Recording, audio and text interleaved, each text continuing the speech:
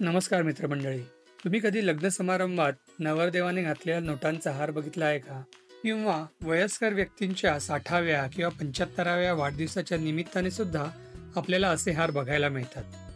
आज मी तुमच्यासमोर अतिशय सोपा आणि तितकाच आकर्षक असा हार बनवायची कृती घेऊन आलेलो आहे. चला तर मग सुरुवात करूया आपल्या व्हिडिओला.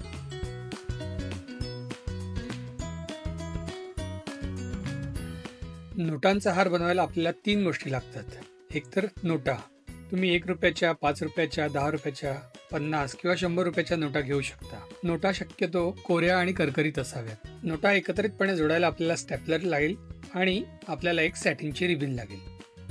सुरुवातीला एक नोट घेऊन ती अशा प्रकारे फोल्ड करून घ्यायची आहे आणि फक्त मध्यभागी प्रेस करून घ्यायची आहे आणि दोन्ही टोकांना जो आपण फोल्ड केला आहे तो दोन्ही टोकांना फोल्ड पूर्णपणे प्रेस नाही करायचा. त्याला जो फुगीरपणा आहे तो तसाच ठेवायचा आहे आणि नंतर स्टेपलरच्या पिनने आपला फोल्ड परमनंट करायचा आहे. अशा प्रकारे तुम्हाला इतरही नोटा फोल्ड करून घ्यायच्या आहेत. आता ह्या नोटा आपण ज्या फोल्ड करत आहोत ह्या मधलं जे पदक असतं, नोटांच्या हारातलं मधलं पदक आहे, ते पदक बनवण्यासाठी आपण त्यांचा वापर करणार आहोत. तर आपण टोटल 36 नोटा घेणार आहोत आणि 36 नोटांचं मिळून एक मधलं गोल आकाराचं पदक बनवणार आहोत. या फोल्ड केलेल्या नोटा आता आपल्याला एकमेकांना जोडायच्या आहेत. तर यासाठी आपल्याला 2 नोटा घेऊन त्याच्यात साधारण एक 10 अंशाचा कोन तयार करून आपल्याला त्या स्टेपलरच्या पिनच्या सहाय्याने एकमेकांना जोडायच्या आहेत. अशा पद्धतीने आपल्याला सर्व 36 नोटा एकमेकांच्या समोर जोडत जायचं आहे आणि जेव्हा आपल्या या 36 नोटा पूर्णपणे जोडून होतील तेव्हा आपलं एक गोल आकाराचं छानसं पदक तयार होईल आणि हे पदक आपल्या नोटांच्या हाराच्या मध्यभागी असेल. अशा पद्धतीने नोटा जोडत गेल्यावर हळूहळू आपला पदकाचा आकार तयार होतोय.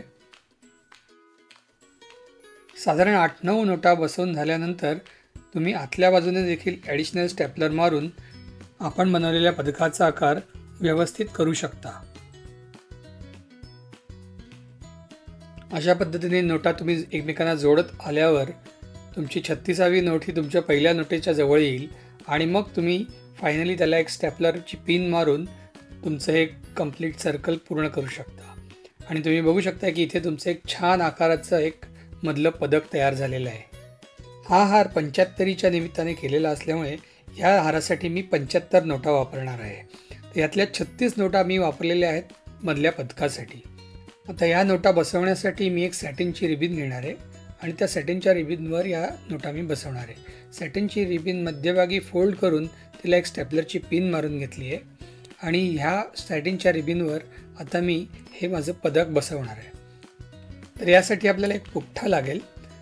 पुठ्ठ्यावर सॅटिनची रिबीन ठेवून त्याच्यावर हे आपलं नोटांचं गोल पदक ठेवायचं आहे आणि आपलं स्टेपलर ओपन करून त्यानंतर स्टेपलरची पिन आपल्याला मारायची आहे. त्या पुठ्ठ्याच्या मदतीमुळे आपल्याला स्टेपलरची पिनने हे नोटांचं पदक सॅटिनच्या रिबीनवर बसवणं फार सोपं जातं. आणि आता उरलेल्या 39 नोटांपैकी मी 34 नोटांच्या हाराच्या 2 बाजू बनवण्यासाठी वापरणार आहे. तर प्रत्येक बाजूमध्ये 17 नोटा येतील. आता याच्या पुढची स्टेप म्हणजे आपल्याला हाराच्या दोन्ही साईड बनवायच्या आहेत. तर त्यासाठी एक सिम्पल फोल्ड आहे, जास्ती काही त्याच्यात कॉम्प्लिकेटेड नाही आहे. आपल्याला सगळ्या नोटा ह्या आत्ता तुम्हाला दिसतं आहे त्याप्रमाणे फोल्ड करून घ्यायच्या आहेत आणि नोटांच्या हाराच्या दोन्ही साईडला अशा 17 मिळून एकूण 34 नोटा आपल्याला अशा पद्धतीने फोल्ड करून घ्यायच्या आहेत. या नोटा फोल्ड करून झाल्या की आपल्याला त्या एका रेषेत जोडायच्या आहेत.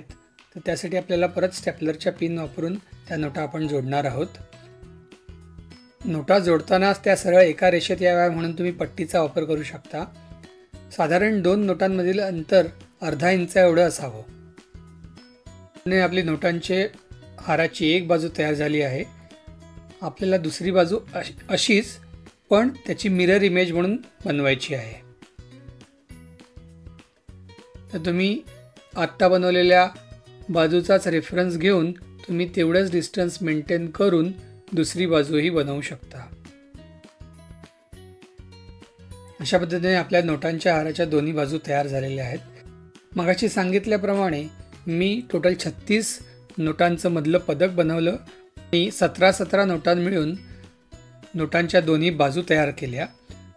तर एकूण आपल्या 36 आणि 34 अशा 70 नोटा आपण आत्तापर्यंत वापरल्या आहेत. उरलेल्या 5 नोटा आता आपण अशा पद्धतीने अरेंज करून घेणार आहोत आणि त्या स्टॅपलरने जोडणार आहोत. या जोडलेल्या 5 नोटा आपण आता पेंडंटच्या खालच्या बाजूस लावणार आहोत आणि या पद्धतीने आपला नोटांचा हार तयार झालेला आहे.